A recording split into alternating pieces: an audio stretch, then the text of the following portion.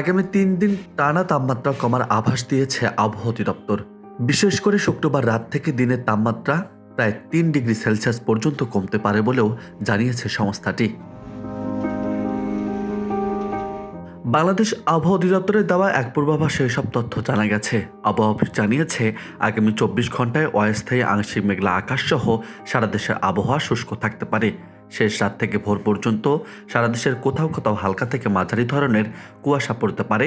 এছাড়া সারা দেশের রাত এবং দিনের তাপমাত্রা সামান্য হ্রাস পেতে পারে।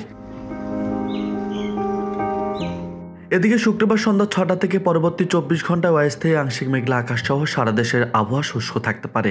শেষ রাত থেকে ভোর পর্যন্ত সারা দেশের কোথাও কোথাও হালকা থেকে মাঝারি ধরনের কুয়াশা পড়তে পারে।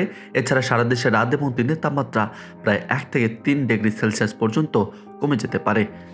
শনিবার ৭ ডিসেম্বরও সন্ধ্যা ৬টা থেকে পরবর্তী ২৪ ঘন্টায় অস্থায়ী আংশিক মেঘলা আকাশ সহ সারা দেশের আবহাওয়া শুষ্ক থাকতে পারে। ভোর রাত থেকে কুয়াশা পড়ার পাশাপাশি সারা দেশে রাত এবং দিনের তাপমাত্রা সেদিনও সামান্য হ্রাস পেতে পারে। এছাড়া আগামী ৫ দিনের প্রথমার্ধে রাতের তাপমাত্রা বৃদ্ধি পেতে পারে।